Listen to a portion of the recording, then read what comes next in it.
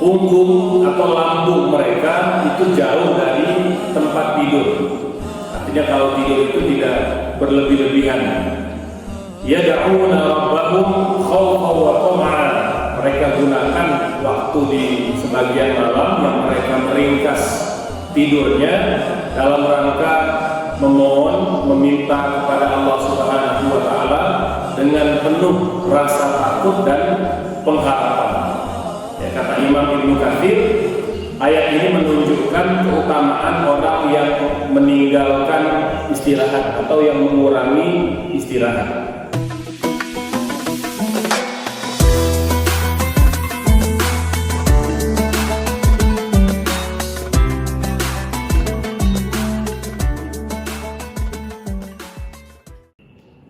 Bismillahirrahmanirrahim. Assalamualaikum warahmatullahi wabarakatuh.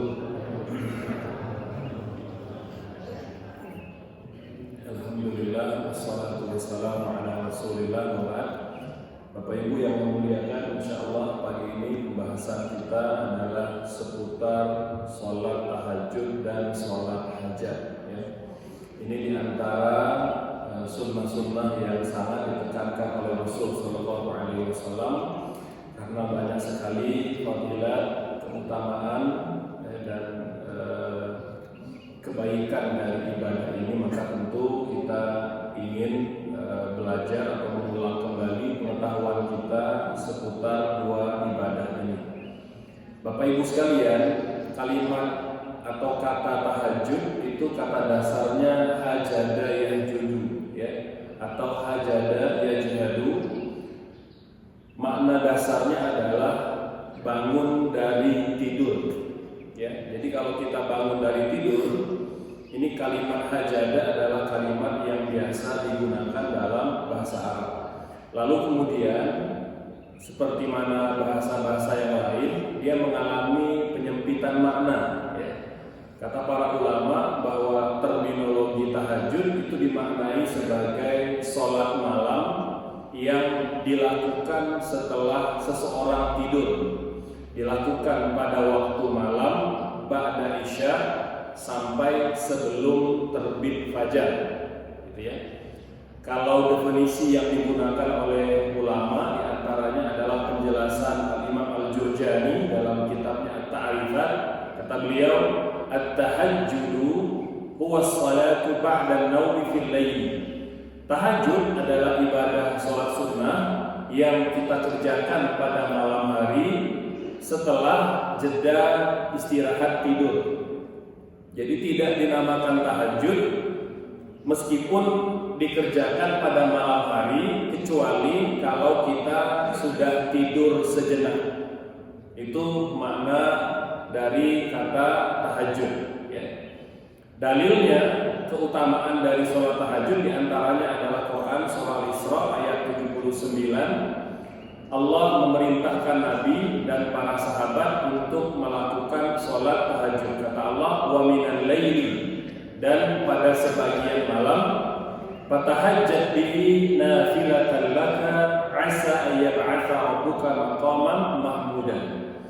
Lakukanlah sholat tahajud sebagai tambahan, ya, sebagai keutamaan untukmu, maka semoga dengan itu Allah mengangkat derajatmu ke tempat yang terpuji. Ya, ini fadilatnya Bapak Ibu sekalian. Kata para ulama, di antara fadilat sholat tahajud itu adalah mengangkat derajat orang-orang beriman. Lalu yang kedua, As-Sajdah ayat 16 sampai 17. Ini Allah menggambarkan tentang karakter orang-orang beriman. Kata Allah, karakter orang beriman itu diantaranya adalah tatajafa junubuhum 'anil madaji'i yad'una rabbahum khawfan wa tama'an. Punggung atau lambung mereka itu jauh dari tempat tidur. Artinya kalau tidur itu tidak berlebih-lebihan. Yad'una rabbahum khawfan wa tama'an. Mereka gunakan waktu di sebagian malam yang mereka meringkas tidurnya dalam rangka memohon, meminta kepada Allah Subhanahu wa taala dengan penuh rasa takut dan pengharapan. Ya, kata Imam Ibnu Katsir, ayat ini menunjukkan keutamaan orang yang meninggalkan istirahat atau yang mengurangi istirahat. Adapun dari hadis, antaranya adalah hadis dari Al-Bukhari dan Muslim, Ibunda Aisyah menggambarkan tentang ibadah malamnya Nabi. Kata beliau, karena Rasulullah sallallahu alaihi wasallam yaqumu minal laili hatta tatafattara qadamah. Nabi itu kalau sholat malam tahajud, ya, itu sampai bengkak atau pecah-pecah kakinya, ya. Jadi saking lamanya beliau kalau sholat malam, karena memang kalau kita melihat penjelasan para ulama, sholat malam itu yang paling afdol, bukan yang paling banyak rakaatnya, tapi yang paling panjang berdirinya. Yang paling panjang berdiri, ya. Mungkin boleh jadi kita hanya mengerjakan 2 rakaat atau mungkin 4 rakaat, ya. Tapi boleh jadi lama, ya. Mungkin bisa setengah jam atau lebih dari itu, ya. Sahabat Nabi yang bernama Huzaifah, ya, itu pernah secara diam-diam itu bermakmum pada Nabi yang sedang tahajud. Nabi tidak tahu. Jadi Huzaifah itu bermakmum pada Nabi sholat tahajud tanpa memberitahu Nabi. Nah, ini dasar Bapak Ibu, kalau mau bermakmum kita nggak perlu pakai toel-toel orang di depan kita. Ya. Nah, jadi kecuali kalau kita bimbang, orang yang dijadikan makmum itu kaget, ini tiba-tiba ada makhluk jin atau manusia di belakang, gitu ya. Tapi kalau tempatnya terang itu nggak perlu pakai toel-toel sebenarnya. Itu tidak ada syariatnya Bapak Ibu sekalian. Itu dasarnya hadis Huzaifah itu. Beliau menjadi makmum di belakang Nabi tanpa memberitahu Nabi, tanpa noel Nabi, tanpa nyentuh Nabi, nyentuh bahunya, nyentuh lengannya, beliau langsung bermakmum dan Nabi tidak tahu. Ya, dan Nabi, kata Huzaifah, dalam sholat malamnya membaca Al-Fatihah dan membaca Al-Baqarah, bukan 1 halaman, bukan 1 juz Bapak Ibu, tapi 1 surah. Berapa juz surah Al-Baqarah Bapak Ibu? 2,5 juz. Ya. Nabi membaca saat tahajud itu tuntas surah Al-Baqarah dan belum ruku. Kata Huzaifah, awal-awal mengikuti Nabi, sepertinya Nabi cuma sampai akhir Al-Baqarah saja. Ternyata Nabi lanjut membaca surah Ali Imran. Berapa juz Ali Imran Bu Ibu? Kurang lebih 2 juz. Kata Huzaifah, sepertinya Nabi sama sampai Ali Imran saja. Tapi Nabi lanjut baca surah An-Nisa. Ya, jadi kurang lebih Nabi baca dalam 1 rakaat itu 120 halaman. Kalau dibagi 1 juz 20 halaman, berarti berapa juz yang Nabi baca? 6 juz. 1 rakaat. Ya, ketika Nabi menuntaskan bacaannya, Huzaifah sudah berniat, kalau Nabi masih lanjut, saya berhenti sholat. Beliau sudah berniat, sudah mau meninggalkan Nabi, mufaraqah. Nabi tidak tahu. Kalau Nabi tahu Huzaifah bermakmum, maka tidak mungkin Nabi memanjangkan sholat. Karena Nabi kalau menjadi imam, beliau melarang kita untuk memanjangkan bacaan di luar kemampuan jamaah pada umumnya. Ya. Maka ketika itu kata Huzaifah, saya sudah berniat kalau Nabi masih lanjut, saya berhenti sholat. Beliau mundur, mufaraqah gitu. Dan ketika dia sudah siap-siap mau mundur, Nabi pun ruku. Dan kata Ibunda Aisyah, Nabi itu biasanya ruku dan sujudnya sama panjang dengan berdirinya.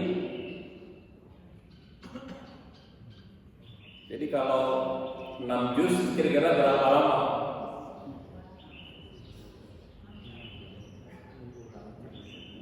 Nah, silakan kita pikirkan sendiri Bapak Ibu. Jadi Nabi itu ruku dan sujudnya itu sama panjang dengan berdiri.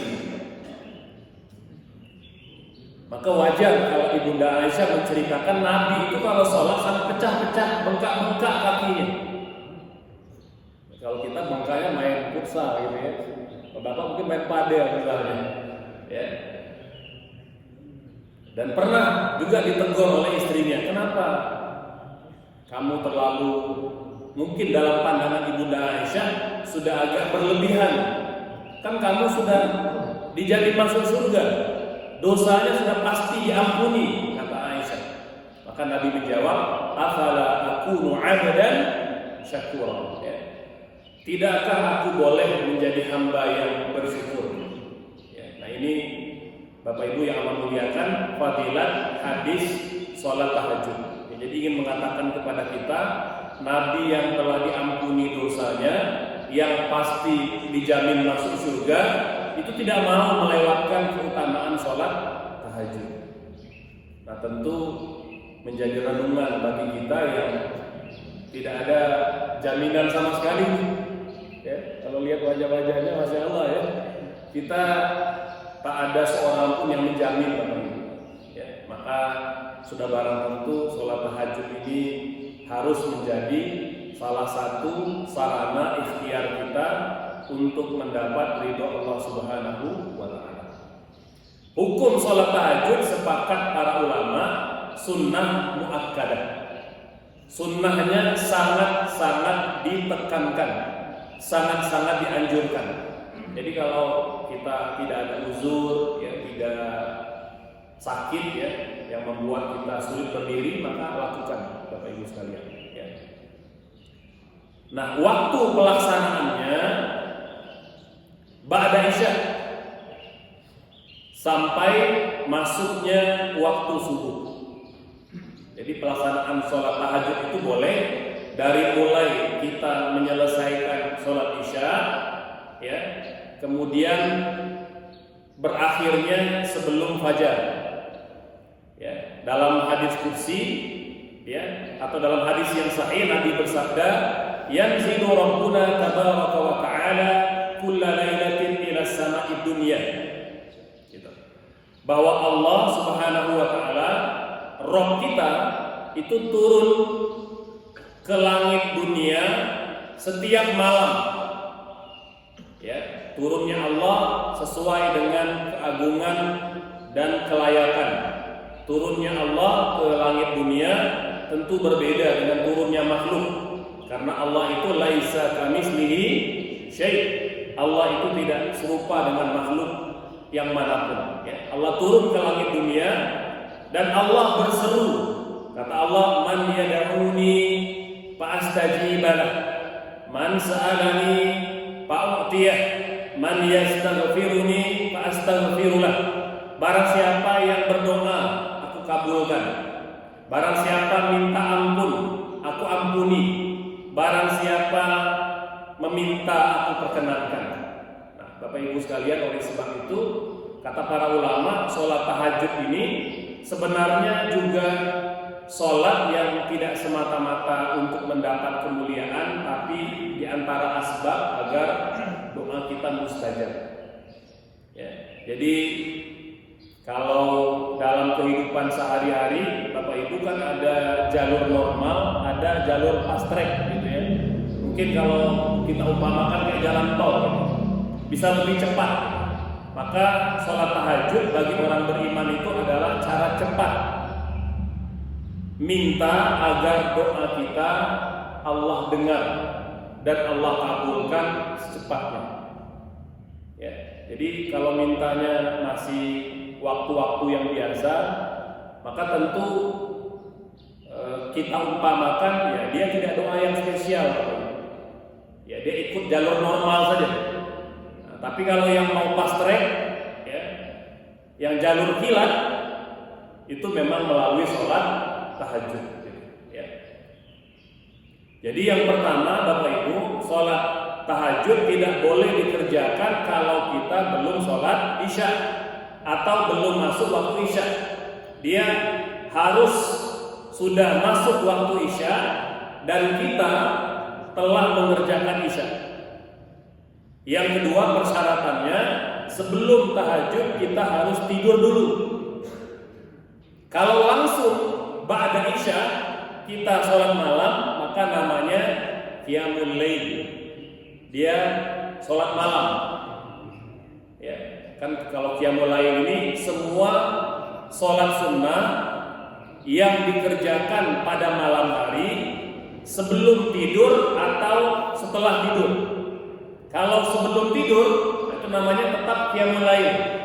Nanti bisa sholat ba'da isya, bisa sholat tarawih, bisa sholat witir, bisa sholat sunnah mutlak.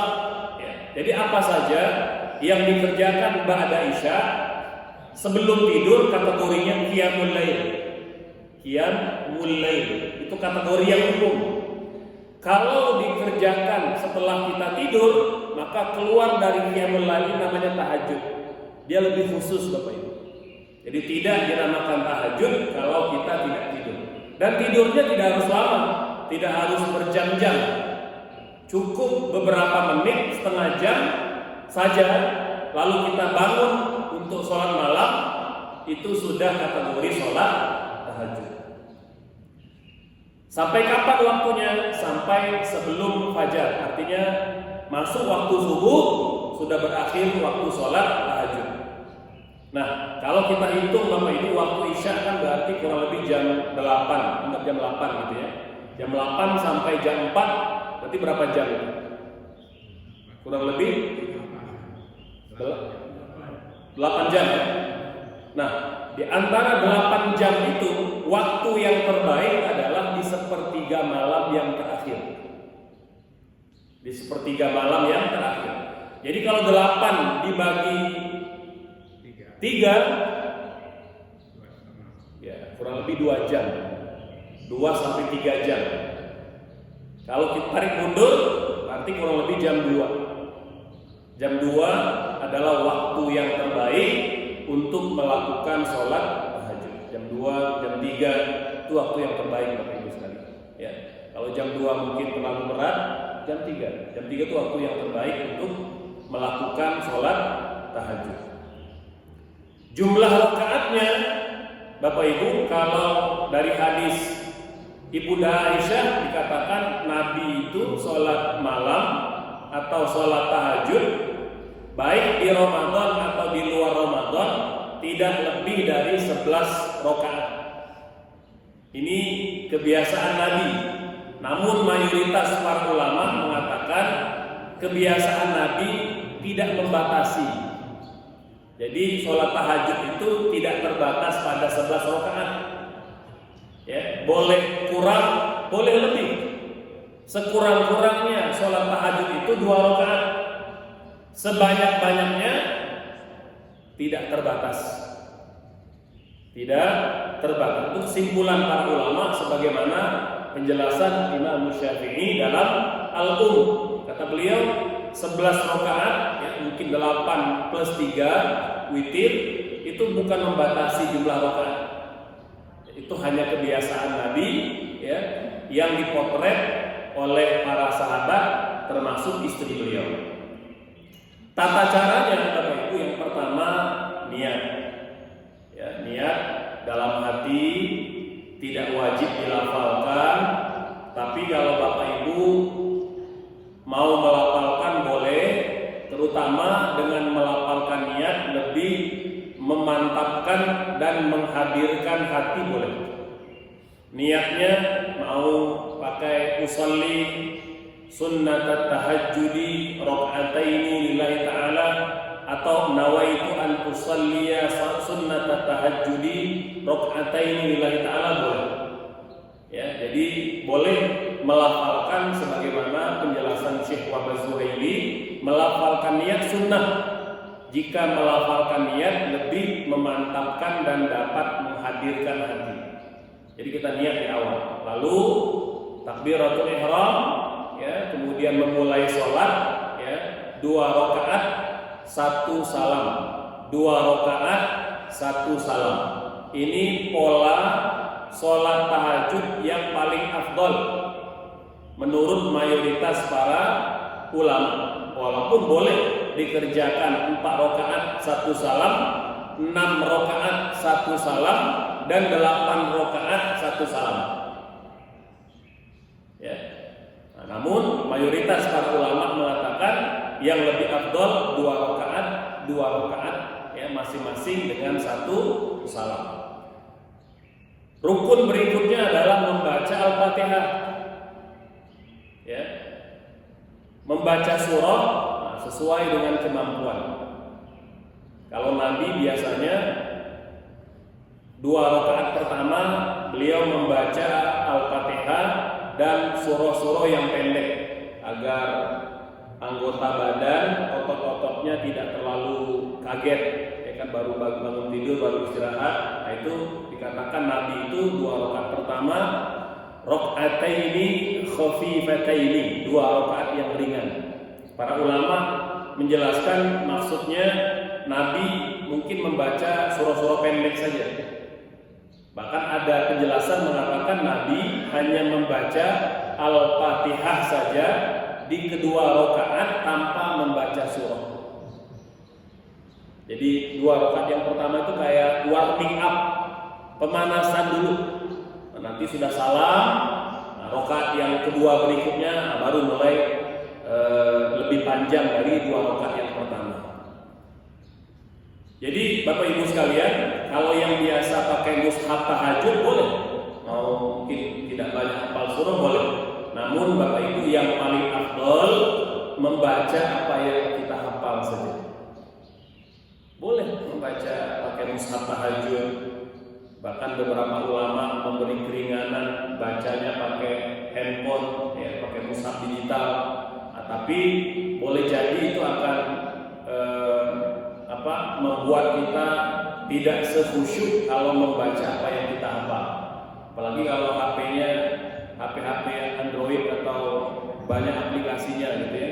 Nanti lagi baca muncul notifikasi macam-macam gitu ya. Notifikasi WA, Telegram, kalau ibunya belanjaannya gitu ya, muncul semua nanti gitu ya.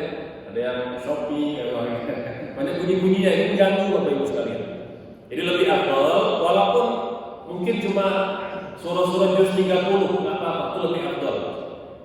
Jadi surah-surah pendek, tapi kita hafal itu jauh lebih baik daripada surah-surah panjang yang tidak kita hafal. Jadi terpaksa ke alat bantu, gitu ya. Walaupun boleh ya. Jadi tidak menjadi soal kalau Bapak Ibu mungkin sekali-sekali ya pengen baca Al-Baqarah silakan. Ya, menggunakan mushaf digital atau mushaf tahajud. Kemudian tadi ya, memperpanjang sujud. Jadi memperpanjang sujud itu dilaksanakan umumnya oleh Nabi ketika sholatnya sendiri. Panjang rukuknya, panjang sujudnya itu Nabi sholat sendiri, mohon maaf. Makanya sebenarnya ketika ada imam memanjangkan rukuk dan sujud, ya, ketika memimpin sholat ini sebenarnya tidak dianjurkan Bapak Ibu sekalian, terutama kalau memang kita tahu komposisi jamaah itu beraneka ragam, banyak yang tua, banyak yang sepuh, ibu-ibu yang sedang hamil atau yang bawa anak, bawa bayi. Ya, Bapak Ibu silakan baca hadis-hadis Nabi di Sahih Bukhari, Sahih Muslim, Abu Dawud, Nasa'i, Tirmidzi, Ibnu Majah, Al-Muwatta, ya, itu semua menjelaskan bahwa Nabi melarang memanjangkan sholat, rukuk dan sujud ketika memimpin sholat. Itu hadisnya sahih, Bapak Ibu. Nah, kecuali kalau memang masyarakatnya sudah terbiasa dan memang dalam rangka pembiasaan. Ya, dulu kami dengan guru kami Syekh Abdul Aziz, ya, itu biasa Bapak Ibu kalau mimpin sholat di Ramadan itu kita biasa dalam 1 rakaat 1 juz, 2 juz itu biasa. Karena santri dan wali santri yang datang pun paham kalau di pesantren tahfiz ini memang panjang-panjang rukuk dan sujud berdirinya. Jadi kalau mau yang singkat, nah silakan mungkin cari masjid yang berdekatan dengan pesantren. Karena kalau di dalam harus siap, kira begitu Bapak Ibu. Ya. Kemudian jangan lupa tahajud ditutup dengan witir. Witir yang penting ganjil, sekurang-kurangnya 1, sebanyak-banyaknya tidak terbatas, gitu ya. Sekurang-kurangnya satu, sebanyak-banyaknya tidak terbatas. Ya, nah doanya banyak Bapak Ibu.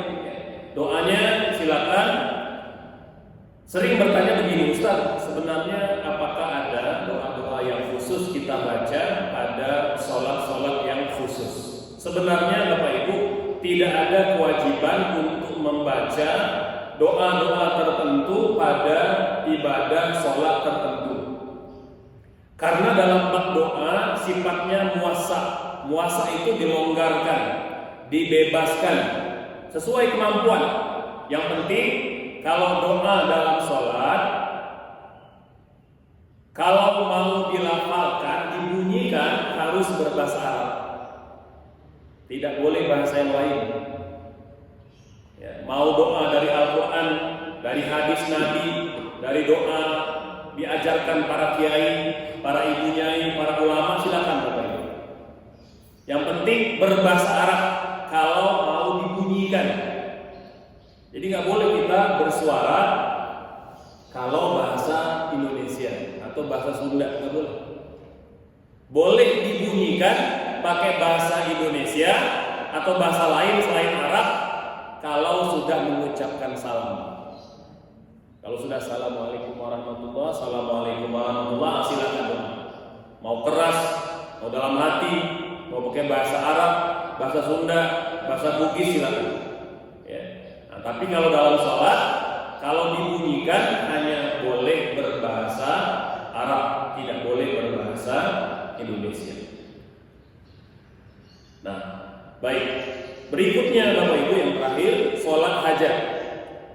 Sholat hajat sebagaimana namanya sholat untuk meminta hajat dan keperluan kepada Allah Subhanahu wa Ta'ala.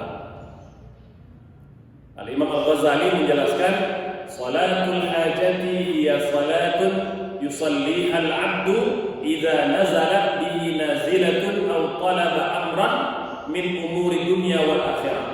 Salat hajat adalah salat yang dikerjakan seorang hamba jika mengalami kesulitan atau meminta sesuatu, baik urusan dunia atau urusan akhirat. Itu hajat. Apa dalilnya? Al-Baqarah ayat 45. Allah berfirman, "Wasta'inu bis-sabri was-shalah." Minta tolonglah kepada Allah melalui sabar dan sholat. Itu dasarnya, kata para ulama tafsir.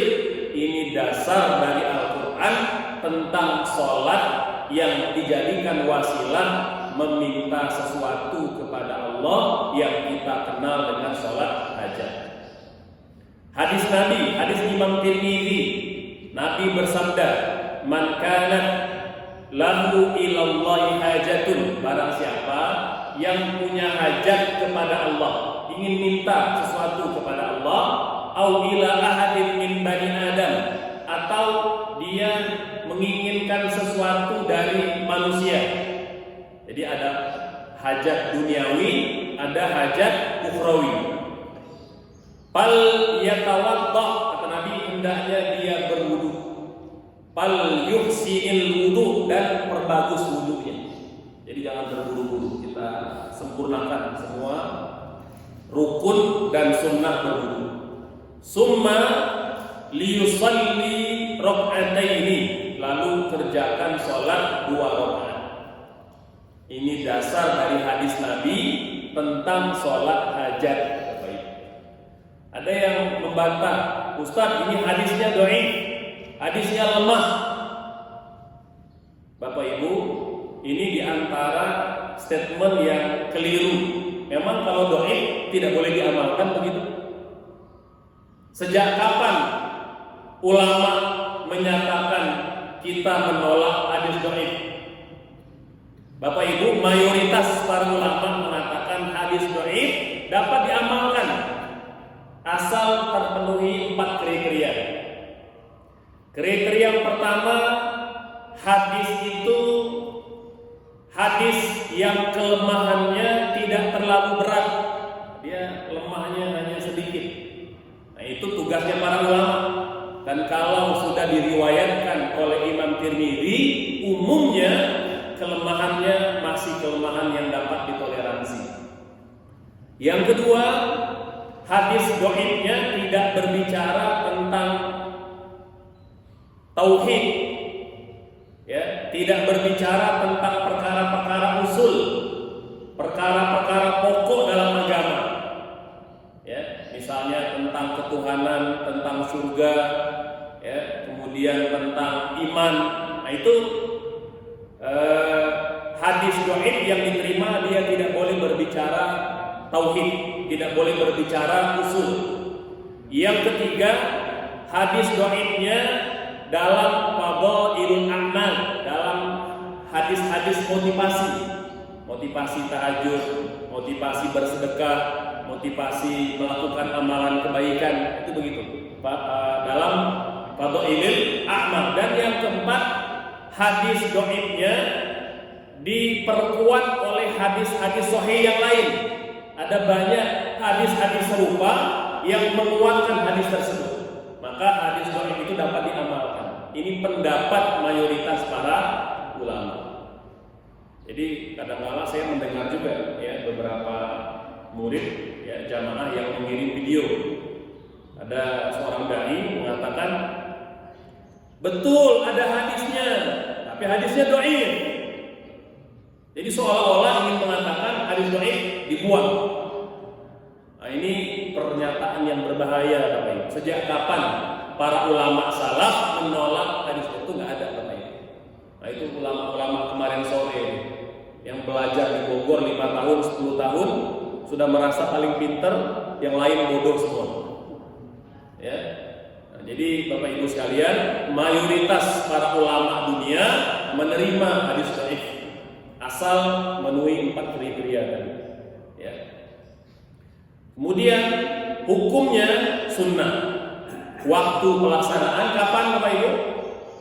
Boleh kapan saja. Mau pagi, mau siang, mau sore, mau malam. Yang penting tidak di 3 waktu yang terlarang. Ba'da subuh, ba'da asar, dan ketika matahari di atas kepala sampai tergelincir matahari ke arah barat. Itu 3 waktu yang terlarang. Selain itu boleh. Ya. Jumlah rakaatnya minimal 2 rakaat, maksimal tidak ada batasnya. Bacaannya silakan. Ya, cuma beberapa riwayat dianjurkan membaca Al-Fatihah dan membaca ayat kursi. Rakaat yang pertama, rakaat yang kedua membaca Al-Fatihah dengan Al-Ikhlas. Nah, ini pengalaman spiritual para ulama, bukan menjadi rukun dan bukan menjadi syarat. Yang paling utama membaca Al-Fatihah pada kedua rakaat. Tata caranya niat, ya, berwudu dengan sempurna, sholatnya 2 rakaat.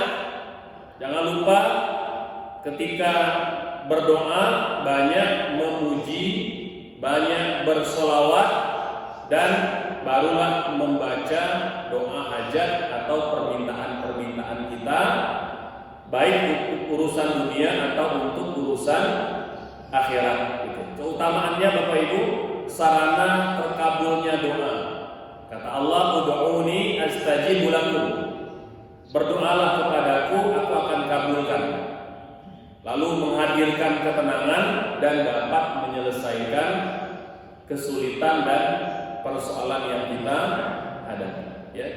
Baik Bapak Ibu, itu mungkin sebagai mukadimah pengantar kajian tentang tahajud dan sholat hajat. Maka barangkali ada pertanyaan, kita persilakan. Ada 1, ada 2. Ya, enggak, dari sini dulu Pak. Nanti ke sebelah sini.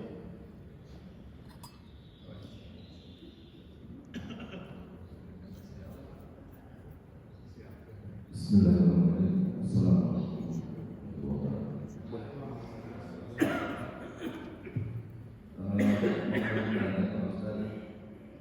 dalil tentang tahajud ini dan sholat hajat di dalam Al-Quran itu dan hadis bersifat umum.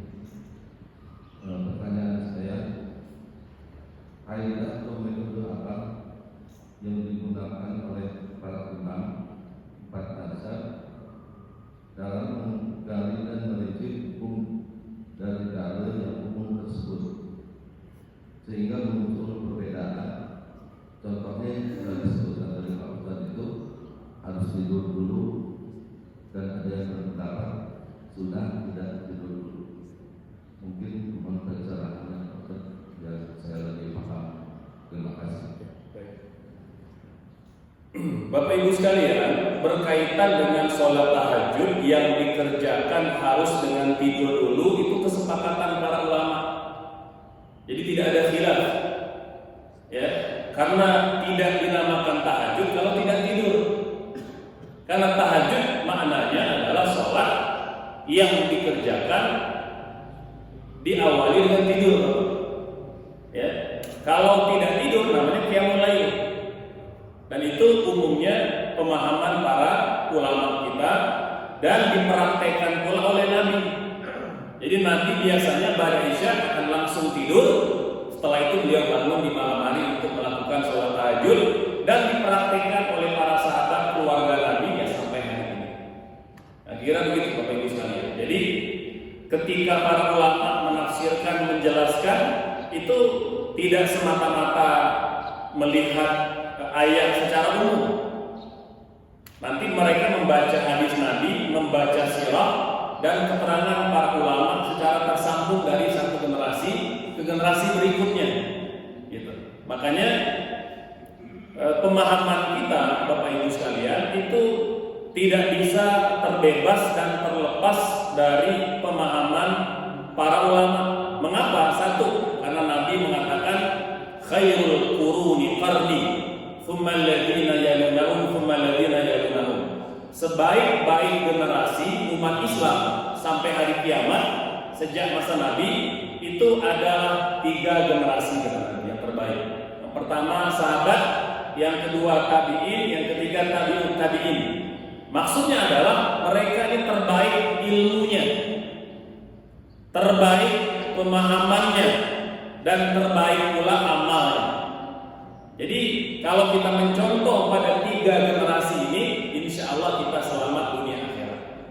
Dan itulah yang kemudian menjadi asbab umat Islam pernah berjaya, bahkan menjadi guru peradaban dunia ketika mereka meniru dan menteladani 3 generasi yang terbaik.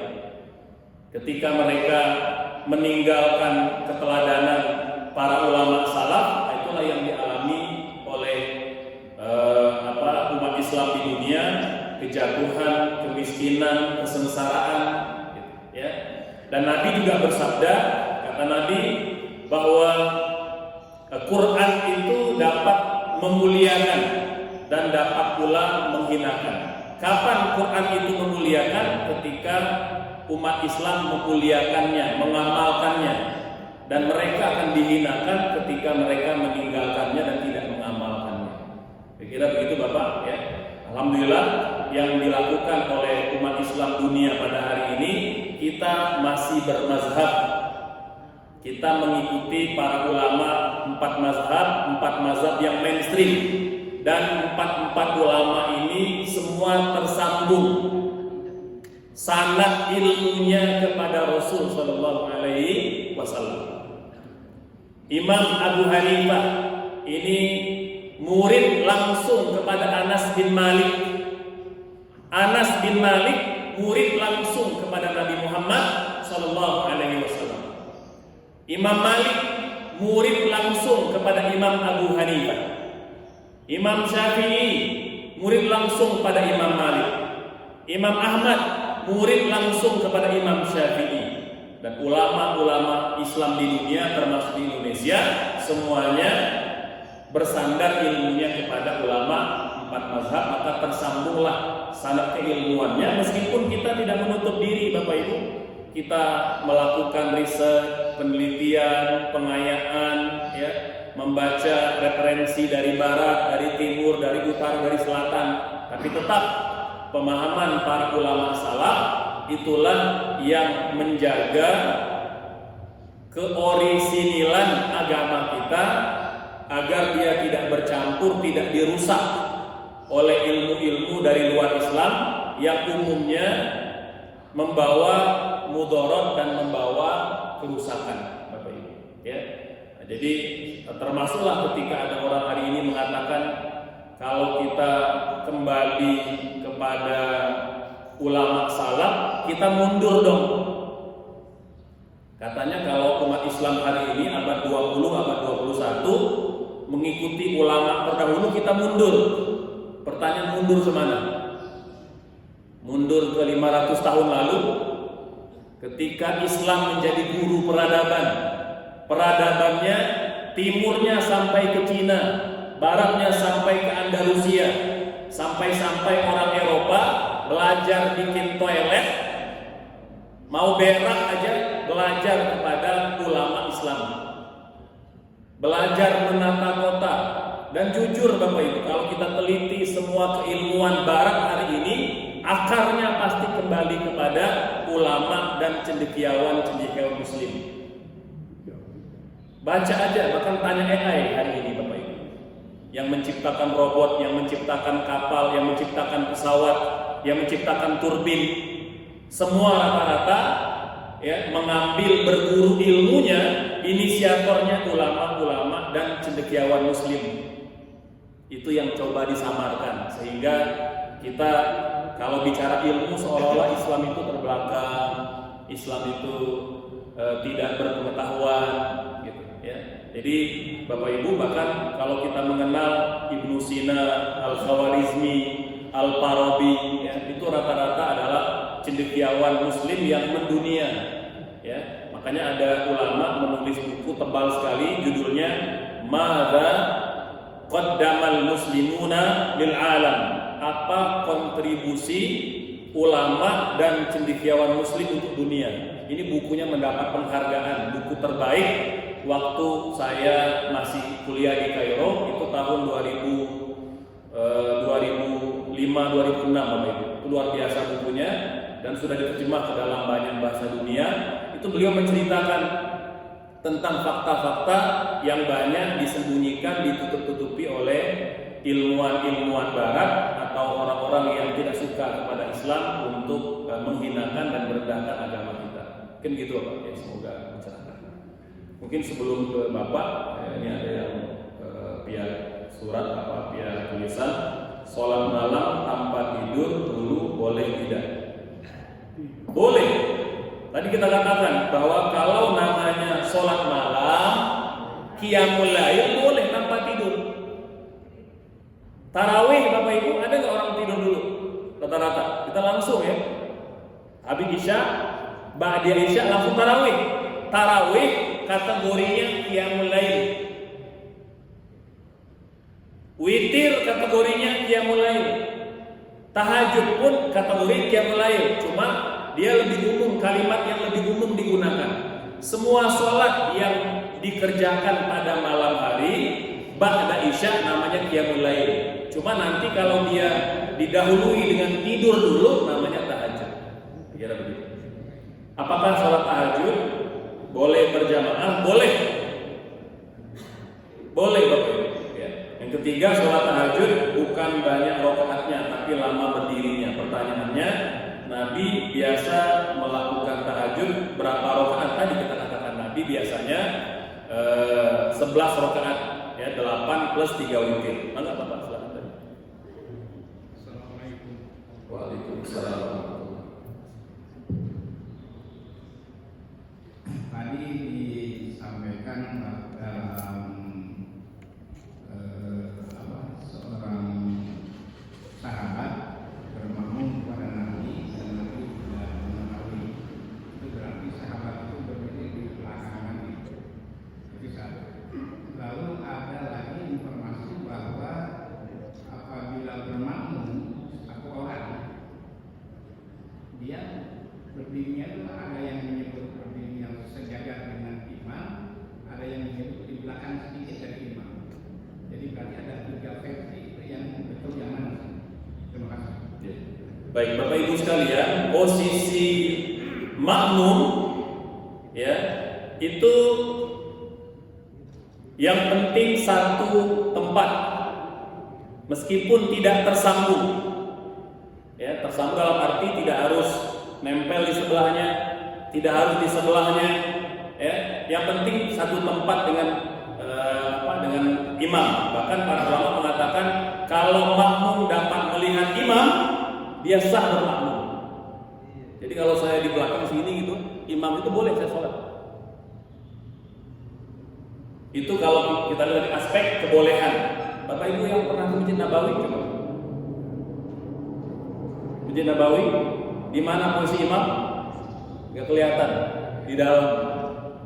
Karena membludak kita kadang-kadang nggak melihat imam, tapi masih di tempat yang sama, boleh kita bermakmum. Ya, bahkan kadang-kadang mencar-mencar itu. Sana 2, sana 3, sana di pojok itu sah nggak sholat? Sah tidak Bapak Ibu? Kalau tidak sah, sudah ratusan tahun ulama memfatwakan, tolong di dalam sholatnya jangan di luar. Tidak mungkin ulama-ulama Mekah Madinah membiarkan itu kalau memang tidak sah. Karena sahlah itu dibiarkan. Mengapa? Memudahkan orang. Kadang-kala dia mungkin kalau jalan terlalu jauh, sesak, padat, nanti ada yang jatuh dan lain sebagainya. Nyari saya di depannya lah, dekat dengan sendal biar dia hilang sendalnya, gitu. Boleh Bapak Ibu. Jadi rapatnya makmum dengan imam itu tidak rukun dalam sholat. Hanya memang lebih afdol, ya lebih afdol agar ya kita mendapat keutamaan seperti mana yang Nabi lakukan. Jadi posisinya mau di belakang, mau di nempel di sebelahnya atau nempel sejajar boleh, tidak masalah. Jadi kedua-duanya boleh. Ya. Nah, jadi itu berkaitan dengan bermakmum. Yang penting kalau bermakmum seperti biasa itu tidak ada kewajiban harus nempel bahu dengan bahu, tumit dengan tumit. Bahkan kata para ulama, orang yang melakukannya melakukan hulu itu sikap berlebih-lebihan, dilarang. Bahkan ulama sekelas Abdullah bin Bas, Syekh Utsaimin, ya, yang dijadikan sebagai rujukan banyak sahabat-sahabat dari kelompok Salafi Indonesia, itu justru mengatakan orang yang nempel bahunya dengan bahu orang di sebelahnya, tumitnya dengan tumit orang di sebelahnya, namanya hulu, kata beliau, berlebih-lebihan. Nggak ada itu. Ya, lihat aja para ulama-ulama Arab, apa itu nggak ada yang nempel bahu, nempel itu nggak ada. Itu hanya terjadi di Indonesia saja dan hanya di beberapa tempat saja, gitu. Ya. Nah, ini Bapak ya, semoga ada imam yang kalau ruku lama sekali. Apa yang dibaca Ustaz pas lagi ruku itu? Ini tanya ke imamnya. Ya, jadi maka tadi Bapak Ibu ya, mungkin saya husnuzon yang memanjangkan ruku sujud ya ingin mengamalkan hadis-hadis tadi. Tapi tadi Bapak Ibu mengamalkan hadis itu harus dengan ilmu. Ya, karena hadis Nabi itu berbahasa Arab, disampaikan oleh para ulama, maka dipahami dengan bahasa Arab pula dan dengan pemahaman para ulama. Jadi memanjangkan ruku, sujud dan berdiri itu disunatkan kalau kita sendiri sholatnya. Kalau kita berjamaah maka diringkaskan saja. Bahkan banyak hadis sahih Bapak Ibu, Nabi itu pernah menegur sahabat karena terlalu panjang rakaatnya. Kata Nabi apa? Apakah kalian mau membiarkan orang lari dari sholat lantaran terlalu panjang rakaatnya? Jadi diperingkas saja, gitu ya.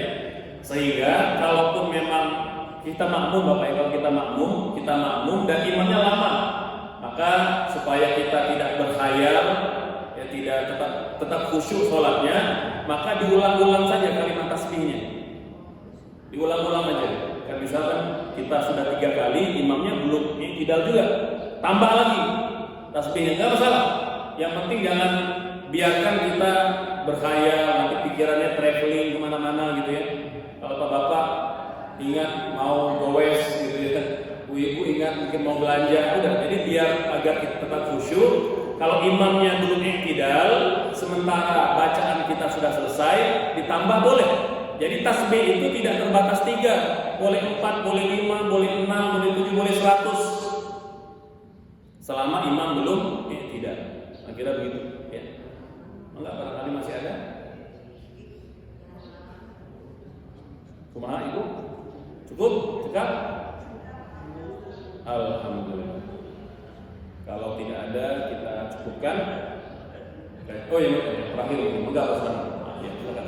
Dalam hal berdoa, sujud bisa ada yang bilang boleh pakai bahasa Indonesia. Dalam sujud, kan kita dari diutamakan sujud yang lama berdoa. Ada yang bilang tidak boleh bahasa Quran dalam berdoa. Boleh dalam bahasa Indonesia, tetapi di dalam hati tidak boleh diterangkan. Apakah itu betul? Iya, betul Pak. Tadi sudah kita jelaskan. Ya, bahwa berdoa kalau dalam hati boleh pakai bahasa apa saja.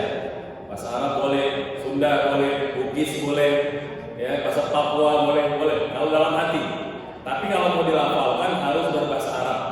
Dan kalau berbahasa Arab bebas, mau dari Al-Quran doanya, dari hadis Nabi, doa yang diajarkan oleh para ulama itu boleh. Gitu. Ya. Baik Bapak Ibu, kita cukupkan kajian